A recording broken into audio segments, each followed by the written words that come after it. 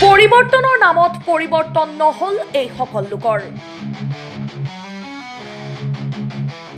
উন্নয়নৰ নামত পথচাৰীয়ে কান্ধত চাইকেল লৈ পাৰ হ'ব লাগে পথ। উন্নয়ন আৰু পৰিৱৰ্তনৰ শ্লোগানেৰে নেতা হোৱা আৰু নেতাৰ পৰা চামচালৈ বহুত হল, কিন্তু উন্নয়ন আৰু পৰিৱৰ্তন নহল এই সকল ৰাইজৰ। উন্নয়ন আৰু পৰিৱৰ্তন বিচাৰি এতিয়াও হাহাকাৰ এইখন গাঁৱৰ ৰাইজৰ।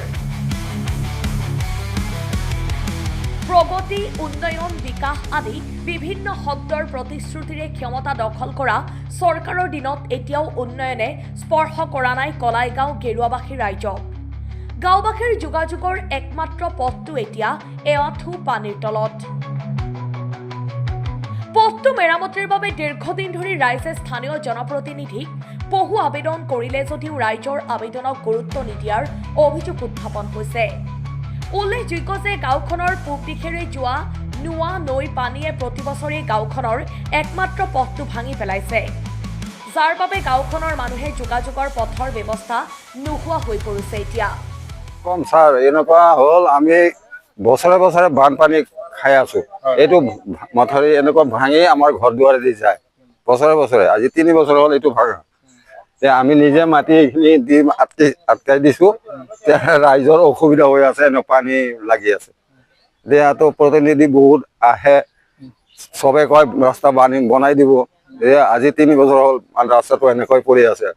স্কুলীয়া ল'ৰা ছোৱালী ৰাইজ এনেকে যাবলৈ বিৰাট টান পায়। এতিয়া বানপানী অহা নাই কাৰণে এতিয়া শুকাই আছে। যেতিয়া পানী আহে এইগিলা ঘৰ দুৱাৰ দি যায়। আমাৰ এনেকুৱা অৱস্থা হৈ আছে। ইমান এনে আহে, বহুত প্ৰতিনিধি আহিছে, আহি পেলাই চাইহে গৈছে। খালি ভোটটো লাগে বুলি কৈ যায়, উঠাই লৈ যায়। এনেকুৱা কৈ যায় আৰু বছৰ আহে মানুহ, কিন্তু বনাই দিব বুলি কৈ যায়, তাৰপিছত আকৌ আহি পেলাই এনেকুৱাই আৰু দেখাই নাই মানুহবিলাক। একবাৰেই আহে বছৰত একবাৰ।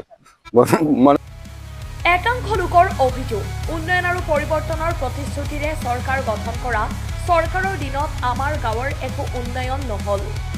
উন্নয়ন নেতাৰহে হ'ল আৰু উন্নয়ন হ'ল নেতাৰ কথাত হাত চাপৰি বজাই ফুৰা চামচা কেইটাৰ। আমাৰতো পৰিৱৰ্তন একো হোৱা নাই। এতিয়া নেতা হাজাৰৰ পৰিৱৰ্তন হৈছে, আমাৰতো হোৱাই নাই।